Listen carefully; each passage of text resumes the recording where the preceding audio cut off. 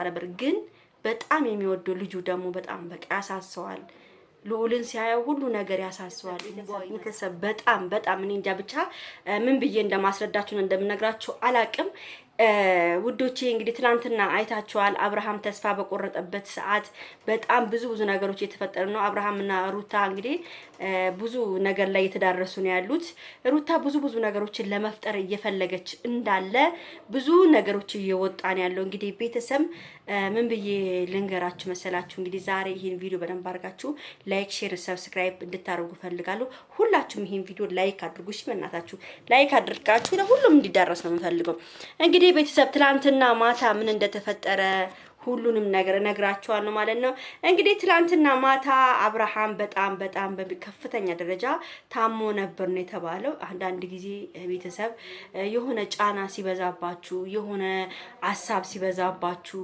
የቤተሰብ ሐሳብ አለ የልጅ ሐሳብ አለ በዛ ላይ ደግሞ ሩታው እንጂ የሩታ ሁሉ ቀን በእንደዚህ በአዳዲስ ነገር መምጣት ራሱ ለአብርሃም ትልቅ ጭንቀትና በሽታ ነው የሆነበት ማለት ነው እንግዲህ አብርሃም ትላንት ምሽት ትንሽ ታሞ ነበር ነው የተባለው እኔ እንደሰማሁት ከሆነ ቤተሰብ እግዚአብሔር ይማረ በሉት እውነቴን ነው እግዚአብሔር ቀልል አይደለም አብርሃም ታሞ ነበር ትላንትና በጣም ታሞ ነበር ነው የተባለው ግን በዛሬው ቀን ደግሞ ደና ነው አሁን ደና ነው ተብሏል እንግዲህ ሄርሜላ ነች አጠገቡ ያለችው ከሄርሚዬ ከዛሬ በአዲስ ነገር ይመጣሉ ብዬ አስባለሁ ይመጣሉም ከሄርሜላ ጋር ማለት ነው እንግዲህ ሩታ ስራዋ ምንም ብታረግ አልሳካ ብሏታል እንግዲህ ምንም ሊፈጠር አይቻልም ቤተሰብ በጣም ነው የሚያሳዝነው እንደዚህ አይነት ነገር በቤተሰብ ውስጥ ሲፈጠር አብርሃም አንደኛ በቃ ውስጡን እየገደለው ያለው በቃ እኔ የሚያረገው ሁሉ የሚጠፋው በልጁ ምክንያት ነው ሩታም እንዴት ብሎ ይራቃት ከራቃት ደግሞ ልጁንም የዛን ያህል እንደሚርቅ ነው እያሰበ ያለው ማለት ነው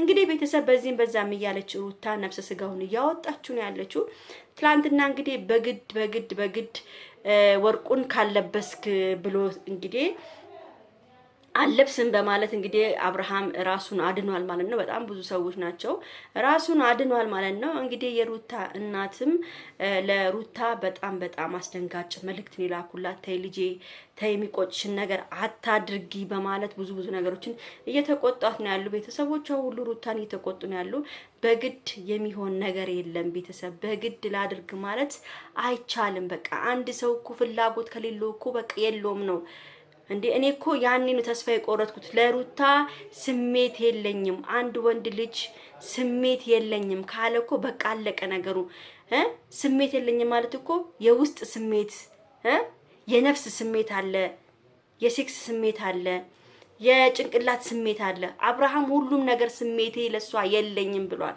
ገብቷችኋል በቃ የዛኔ ነው እኔ ተስፋ የቆረጥኩት አብርሃም ለሩታ እንደማይመለስላት በዛ ነው በቃ እና ባለፈው ደግሞ እንደው በጣም ብዙ ኦዲየንሶች ማታምኑ ሰዎች አላችሁ አንዳንድ ኦዲየንሶች ያልገባችሁ ሰዎች ካላችሁ ይግባችሁ የኔና የሩታ ነገር የኡነት ነው ብሎም የዛን ቀን ነው እኔ እንደውም ብዙ ጊዜ አላምናቸው ነበር ግን አሁን ግን የመጨረሻ አብርሃም ተስፋ የሚያስቆርጥ ነገር አገር ለቆ ለመሄድ ነው አሁን ሐሳብ ያዘው እሱ አገር ለቆ መሄድ ይፈልጋል አብርሃም ትንሽ ጊዜ ራሱን ለማሳረፍ ይፈልጋል ግን በጣም የሚገርማችሁ ነገር አብርሃም ለምን እንደታውቃላችሁ በአሁን ሰዓት እኮ ምንም ቢያይፈጠር ይሄን ነበር ወደ ሌላ ነገር ሄዶ ራሱን አርፎ ይመጣ ነበር ግን በጣም የሚወደው ልጁ ደግሞ በጣም በቃ ያሳሰዋል ልዑልን ሲያየው ሁሉ ነገር ያሳሰዋል እንባው ይመጣል ያለቅሳል እኔ ልጄን ሳየው ሰው አንዳንድ ሰው ልጁን ሳይ ይደስታል እኔ ግን ልጄን ሳይ ያለቅሳለሁ ልጄን ሳይ ልቤ ይሰበራል ነው ይሄ ሁሉ ነገር አብርሃም ጫና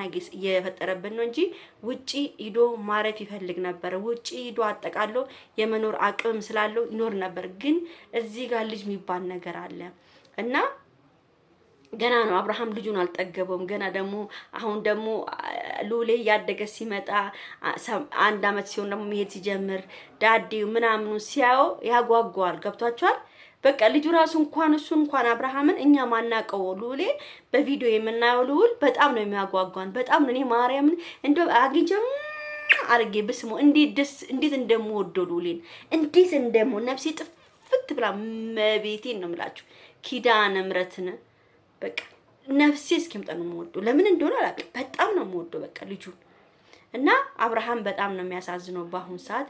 እንግዲህ ሄርሜላም ሁሉንም ነገር እያወቀች ነው፣ እየገባት ነው። በባዶ ደግሞ ልጅ አላት ምናምን ብሎ ደግሞ ለሚያመጡ ሰዎች ደግሞ መልስ ትጣለች ብዬ አስባለሁ።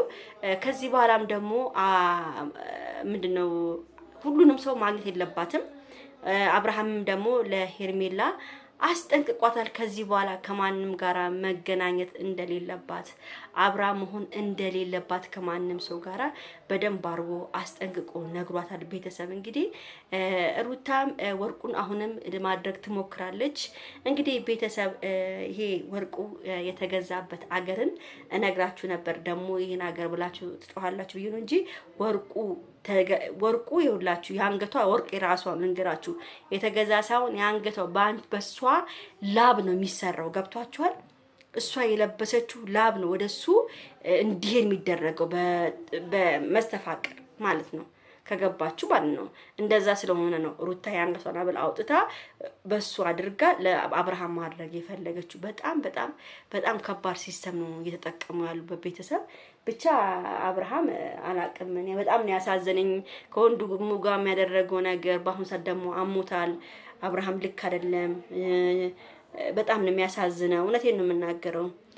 እና በቃ ራሱን ቢጠብቅና ትንሽ ራሱ ቢሆንም ራሱ ትንሽ ወጥቶ ራሱን አዝናንቶ ቢመጣ ጥሩ ይመስለኛል። እንግዲህ ሄርሜላም ይሄን ነገር ነው እያሰበች ያለችው።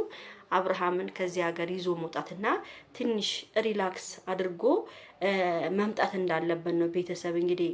እና ያው ሩታ እንግዲህ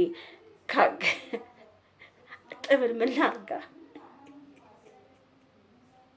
ቤተሰብ ሩታ ጥምን ምን ላድርጋ ወደ እሷ ለመጣል ነበር ሀሳቧ፣ ግን አልተሳካም እንጂ አብርሃም እኮ ልክ አይደለም። በወርቁን ከተቀበለ ፋዛ እኮ አፉን እየከፈተ ነው አያለ ማርያምን ፈዞብኛል። ይሄ ልጅ በቀደም ፈዞብኛል። ትላንትና ከወንድሙ ጋር ከሷ ጋር ፍስስ ብሎብኛል። አረ ያስቅም ቤተሰብ። ለማንኛውም ቤተሰብ ይሄን ቪዲዮ ላይክ፣ ሼር፣ ሰብስክራይብ አድርጉ። ወዳችኋለሁ። እኔ መልካሙን ነው የምመኝለት። በቃ ምንም አይደለም ማርያምን